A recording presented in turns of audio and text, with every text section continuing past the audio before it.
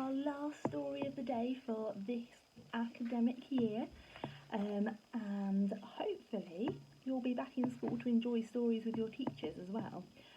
So it's going to be a bit of a long one because I want to be able to finish Kaspar, Prince of Cats with you, so I hope you're sitting comfortably. Good luck and God bless you. It was our blessed good fortune that Mr. Stanton and I were on the boat deck at the time the last boat was being lowered. It was not one of the large wooden lifeboats, they'd all gone by now, but one of the boats with the canvas sides, some 20 or more feet long, with a rounded hull. This one was stored below a funnel, and there were some men trying to manhandle it down on the deck, a couple of crew among them. One of them was shouting at us, "This is the only boat we've got left. This is our chance. We need more hands on here." Wading through the water and what was waist high by now, Mr. Stanton and I and a dozen other men did all that we could to help and heave the boat up over the rail. All of us knew this was our last hope. How we strained and struggled to launch the lifeboat, but it was too heavy, too cumbersome for us. There weren't enough of us, and we were exhausted by our efforts. We couldn't do it. The Titanic was groaning and gasping all above us. She was going down at the bow, fast. I looked up to see the great wave rolling along the decks towards us. A lucky wave, as it turned out. It swept the lifeboat overboard, and we went with it. The shock of the icy sea drove all the breath from my body and left me gasping for breath. I remember trying to swim frantically away from the ship, then looking back and seeing one of the huge funnels breaking away and falling down on top of me, toppling like a giant tree. As it hit the water, I felt myself sucked under it, swirled away, downwards in a whirlpool of such power. I wasn't sure if it would take me to the bottom with the ship. All I could do was keep my eyes and my open, my mouth pursed and tightly shut. Suddenly I saw Mr. Stanton above me, his feet caught in a rope. He was kicking and struggling to break free. Then miraculously, I was released from the whirlpool and found I could swim up towards him and managed to free him from the rope, and together we swam hard for the surface, for the light. How deep we were by now I had no idea. All I knew was that I had to swim with all my strength and not breathe, not open my mouth. What I learned that night was that every drowning man learns before he dies, that in the end he has to open his mouth and try and breathe. That is how he drowns. When at last I had to take a breath, sea rushed in and choked me, but at that moment I broke the surface, spluttering and coughing the water out of my lungs. Mr. Stanton was in the water nearby, calling for me. He saw the upturned lifeboat nearby and swam towards it. There were bodies in the water, hundreds of them. The cold was cramping my legs, sapping what little strength I had still. If I didn't reach the boat, if I didn't get out of the water soon, I would be lifeless, like the bodies around me. I swam for my life. There were other survivors clambering on it when I got there, and I couldn't see how there'd be room for all of us as well. But helping hands hauled us both out of the sea, and we joined them there, half standing, half lying back against the upturned hull of the lifeboat, and clinging on to one another for dear life. Only then did we really begin to take in the horrors of the tragedy that I'd lived through. The shrieks and the cries of the drowning were all around me. I caught my last sight of the great Titanic, her stern almost vertical, slipping into the sea. When she was gone, we were left only with the debris of this dreadful disaster strewn all around the ocean, and those terrible cries that went on and on. And there were swimmers in the sea, all around us, every one of them, it seemed, heading our way. Very soon we were swamped with them, and we were turning them away, yelling at any others who came near, but there was no room. And that was true. Horribly true.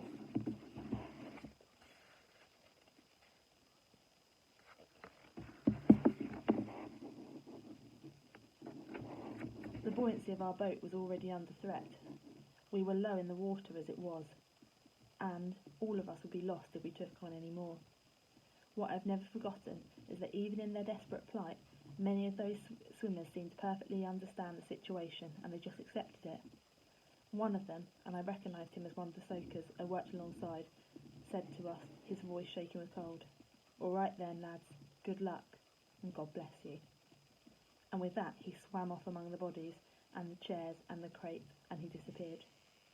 And I never saw him again. I will carry to the grave the guilt of what we did to that man and so many others. Like many survivors, I have lived through that night out in the open ocean in my dreams again and again. Mr. Stanton and I did not talk much, each of us too busy with our own doubts and dreads, too busy just surviving. But side by side we endured together. I know that for me it was the memories that kept me going. I think I relived most of my life that night. Harry the cockroach in his matchbox, the Countess Kandinsky sweeping in the Savoy with her ostrich feather hat, taking her bows at the opera that night, Kaspar curled up on her piano as she sang, Lizabeth beaming up at me as she fed him his liver, Lizabeth on the roof of the Savoy, Lizabeth and her mother in the lifeboat with Kaspar hidden in his blanket. All around us the ocean was silent and empty now. There were no more cries for help, no more last messages to mother, no more appeals to God. We looked, and we never stopped looking for the lights of a ship on the horizon that might bring us some hope of rescue. Our lifeboat had floated away from the others by now, from all the wreckage that had littered the ocean. We were quite alone and quite helpless.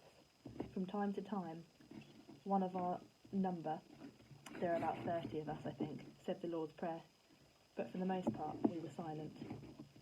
The growing fear for all of us as that night passed was the sea itself. At the time the ship went down, the ocean was completely calm, just as it had been when we left Southampton. But now all of us could feel that swell was building, and we knew that if the waves worsened, our fragile craft would be bound to sink beneath us. Sleep too was in danger. Already one of the older passengers had simply fallen asleep and slipped into the sea. He went down without a struggle. I saw him go, and I knew then that very soon I'd be going the same way. I wasn't afraid of dying, not anymore. I just wanted it to be over with. Often I felt coming over me an irresistible wish to surrender myself to sleep, only for Mr. Stanton to shake me back to my senses. It was Mr. Stanton that first saw the lights of the Carpathia. His cracked voice shouted to it. Some of us did not believe it at first night because the rise and the fall and the swell intermittently hid the lights from us. But then they were quite unmistakable. A great joy surged through every one of us, giving us new strength and new determination. Not that any of us cheered, but when we looked at each other, we could still manage a smile. We knew we had a chance to survive. Those lights of hope, lights of life. We did not know it at the time, but we were the last survivors to be picked up by the Carpathia. I went up the rope ladder ahead of Mr. Stanton. My legs were so weak that I wondered often as I climbed if I could make it or not. I could see my hands were gripping the ladder, but I couldn't feel them. It wasn't strength that got me up over the ladder. It was nothing but the will to live. Then Mr. Stanton and all the others from the lifeboat were taken all below in the warm, given dry clothes, and swaddled in blankets. We sat there drinking warm, sweet tea. It's been my favourite drink ever since. There was chaos on board. It was no one's fault. The crew were doing their best, but they were overwhelmed. They were busy just coping as best as they could.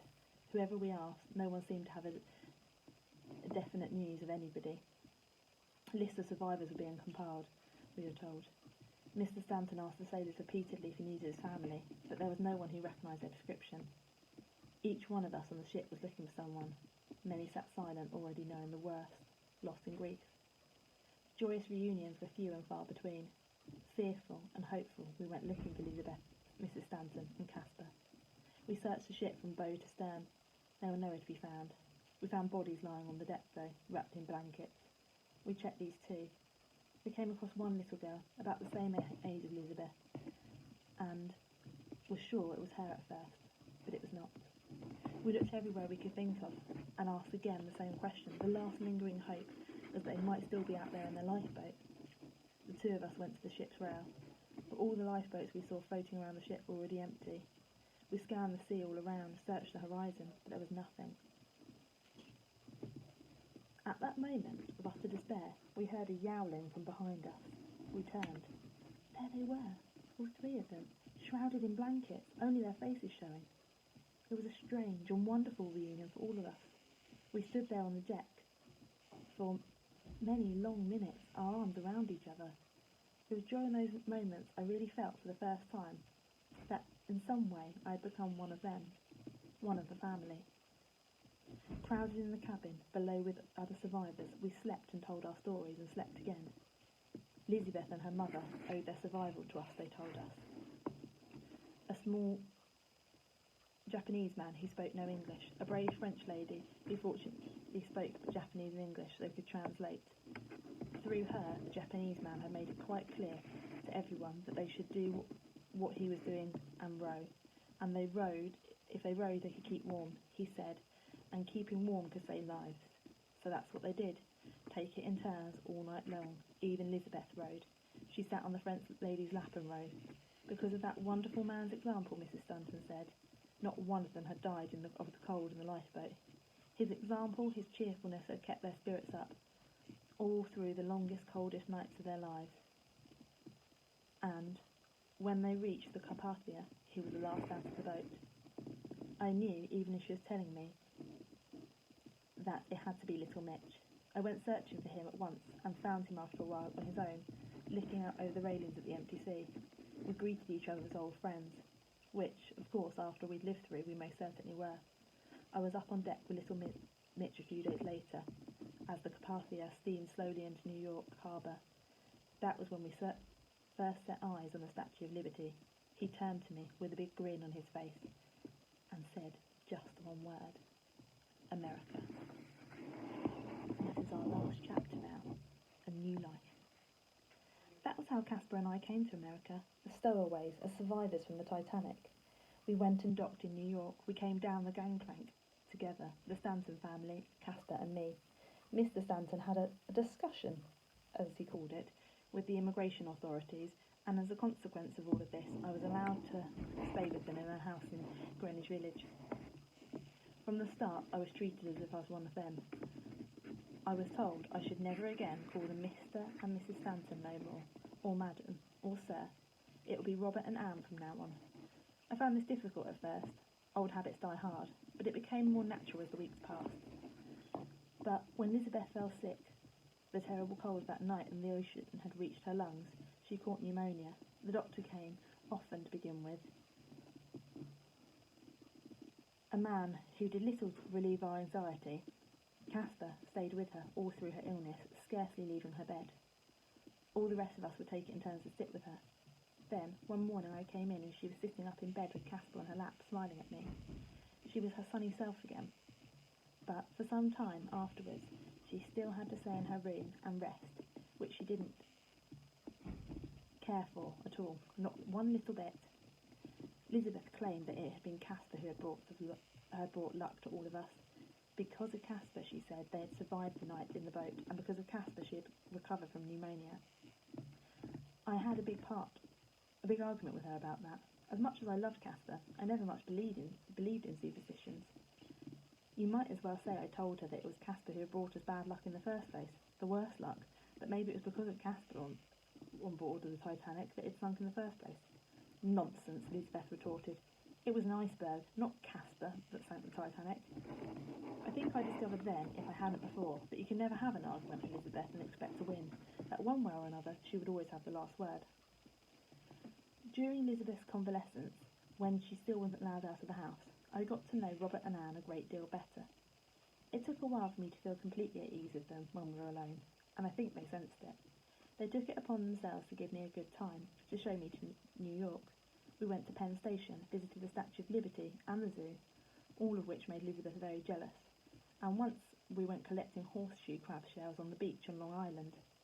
Best of all, I learned to ride with Anne in Central Park. She took me riding almost every day. I hadn't had a horse before, so I had a lot to learn. But Anne was full of encouragement. "You ride so well, Johnny," she told me once, "as if you were born in the saddle. I'm very proud of you." The truth is, I loved being with them whatever we were doing. I felt as if I was a son for the first time. Having a mother and father of my own was better than I could ever have imagined. I was having the time of my life. In the evenings, I'd be up in Elizabeth's room playing with Kaspar if he was awake, and learning how to play chess with Elizabeth when he wasn't. I liked chess, although I never managed to win a single game against her. As for Kaspar, he had the run of the place, as I did, and very soon he had occupied the piano in the drawing room and made it his own. Everyone in the house, Elizabeth's governess, the servants too, all simply adored him. Like me, he couldn't have been happier.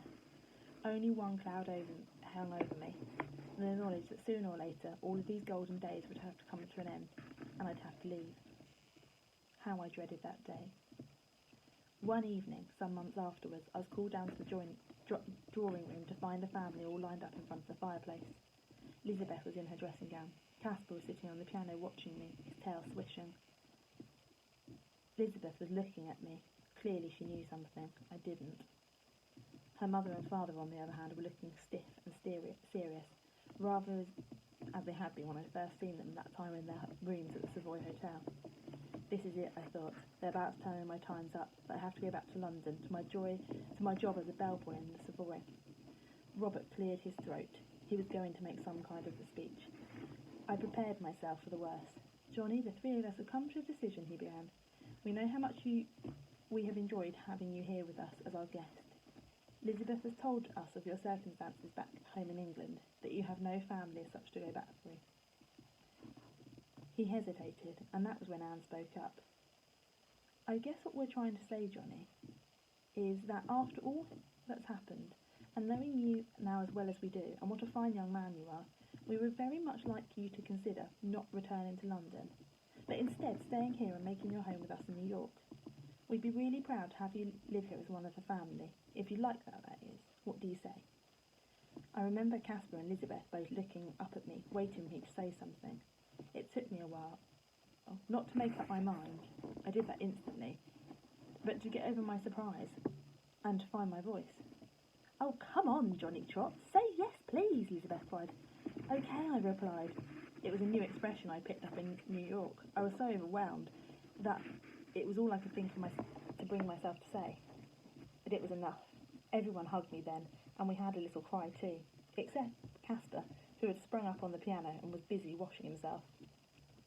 So, by the greatest good fortune, I was acquired a new life, a new home, a new country. They sent me back to school, which at first I didn't care for. I thought I'd finish with all that. I'd never been good at books and reading all that.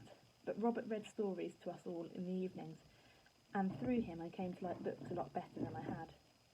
Gradually, school became much easier and sometimes enjoyable. They teased me a bit at first on account of my London Cockney accent, and so to start with I felt a bit alone. But someone put about it that I was a survivor from the Titanic, and after that I had all the friends I could handle. We spent long summers in Maine, sailing up on the Abe Lincoln. Elizabeth and I went walking in the woods, fishing, and everywhere we went, Kaspar came with us. They were the great days, the days I shall remember all my life. I had gone off to college, to William and St. Mary in Virginia, where Robert himself had once been a student. I never got there. In Europe, the First War was raging, and my old country was fighting for her life. So, in 1917, America sent troops over to fight in France. I went with them. And who did I find marching alongside me in the front? Little Mitch. We just picked up where we'd left off all those years before the Titanic, and we were best friends from then on. While I was at the front, I'd get letters every week from Elizabeth, who was away at boarding school by now. I'd look forward to every one of them because I could hear her voice in her writing and see her face as I was reading her words. And that cheered me more than I can say, when all around me in France I saw nothing but horror and death.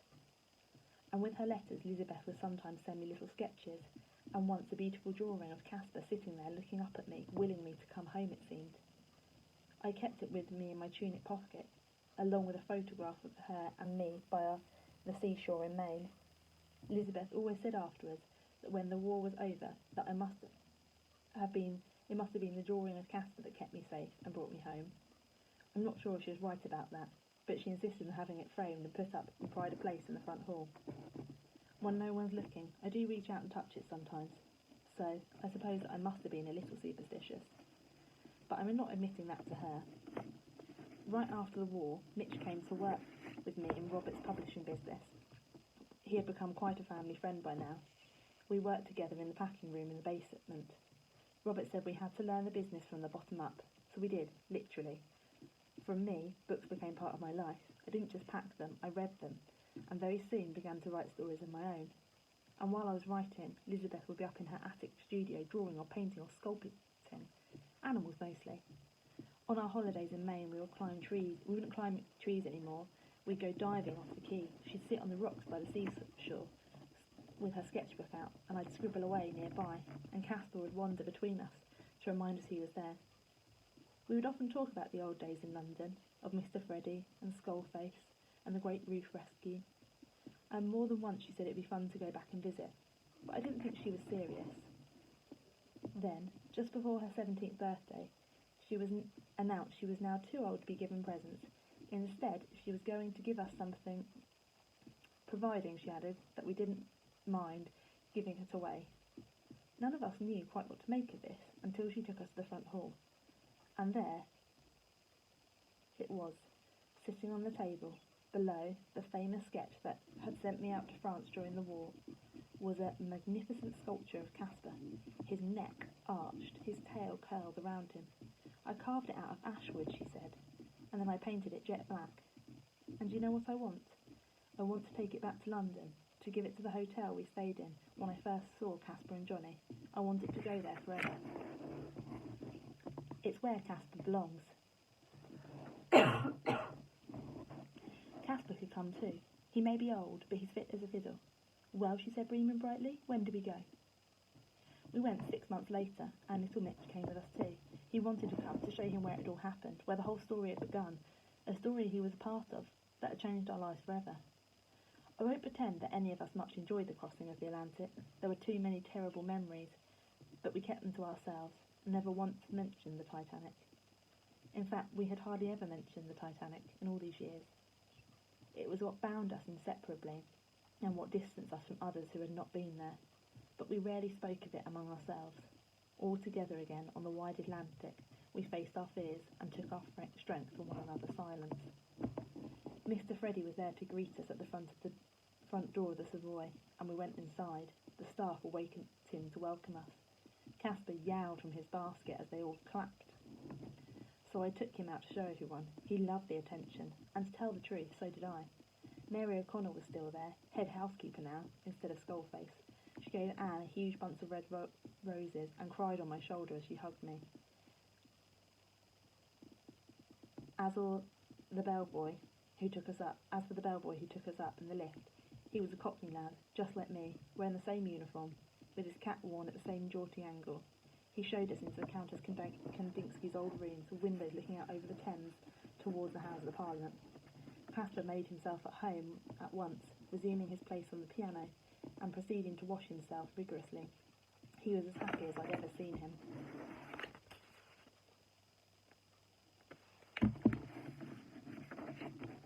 He slept on the window ledge in the sun all the rest of the day. He'd been doing a lot of sleeping lately. We had an unveiling ceremony outside the American bar the next morning, and much to Elizabeth's delight, everyone seemed to like the sculpture as much as they liked Kaspar himself. He was there at the ceremony, but wandered off during the speeches. I watched him go, waving his tail as he went. It was the last time I ever saw him. He just disappeared. Everyone searched the hotel over and over again, from the basement to the attic corridor. He was nowhere to be found. It's well known that old cats go off to die when they're good and ready. I think, and Elizabeth thinks, that's what he must have done. We were sad, of course. He was the cat we had brought us together. He'd survived with us, and he was gone. But in a way, as I told Elizabeth, trying to comfort her, he's not gone. He's sitting there proudly outside the American bar. You can go and see him for yourself if you like. He's still there, looking very pleased with himself, and so he should be. After all, he is Prince Kaspar Kandinsky, Prince of Cats, a Muscovite, a Londoner, a New Yorker, and as far as anyone knows, the only cat to survive the sinking of the Titanic. And then, a year or so later, after our visit to London, we received a letter from Mr. Freddy. Dear Johnny and Elizabeth, I am writing to tell you of a strange happening. Several of the hotel guests have reported a sighting of a black cat wandering the corridors late at night. I took no notice at first, but as it happened time again, I thought you ought to know. And just yesterday, a lady staying in your rooms, the Countess Kandinsky's rooms, reported seeing a reflection in the mirror of a grand lady in an ostrich feather hat, carrying a black cat in her arms. When she was offered the opportunity to move to another room, she said she'd rather stay. They were kindly ghosts, like good companions. Mary and the others send love. come and see us again one day, before too long. Yours, Freddie. And at the end of the story, the author, Michael Morpurgo, has written a postscript. And sometimes authors do this to give us a little bit of background information about why they've written the book or any of the facts that are in it. So, this is what he's written. I'm a story detective. I hunt down clues because I need evidence to write my stories. So what was the evidence behind writing? Kaspar. A year ago, I was asked to be the writer-in-residence at the Savoy Hotel in London. This involved putting on some literacy events and staying for 3 months at the Savoy. My wife Claire and I had the bed the size of Ireland and breakfast every morning looking out over the Thames. Everyone in the hotel was very kind. We were treated like royalty, which was great. Then, one day, in the corridor next to the American bar, I met Kaspar, the Savoy cat. He was sitting there in the glass showcase, a sculpture of a huge black cat, very elegant, very superior. I made inquiries, as detectives do, and found out why he was there. One day, almost 100 years ago, 13 men sat down to dinner at the Savoy.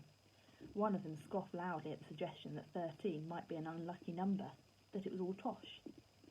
Only a few weeks later, he was shot down in his office in Johannesburg, South Africa. Thereafter, the Savoy decided that they would never again allow 13 people to sit down together for dinner. They would always have a 14th chair, and sitting on the 14th chair, there would be a specially carved sculpture of a lucky black cat, and he was known as Kaspar. My first clue. The second clue. I came down to for breakfast one morning and was walking down the red carpeted stairs to the River restaurant when I looked up and had a sudden sense of deja vu. The whole decor and atmosphere reminded me of the pictures I'd seen of the restaurant on the Titanic. I knew then my story would be about a cat called Kaspar. He would live at the Savoy and become the only cat to survive the sinking of the Titanic. But it was the people who lived and worked at the Savoy who gave me my last and most vital clue. I soon discovered that they came from every corner of the globe, and I soon discovered that their lives were to have been very different lives, and they were very different from the lives of the guests they looked after. It would have been very much like this, I thought, in 1912, at the time the Titanic went down. My evidence was complete. A little dream time to make sense of it all and to use the clues, and I could begin my story of about how Kaspar was brought from the Savoy by a very famous diva, an opera singer, a countess from Russia. You know the rest by now, unless you've read this postscript first, in which case I'll be very cross with you if you have. Michael Morpurgo. I hope you enjoyed that story. Have a lovely summer.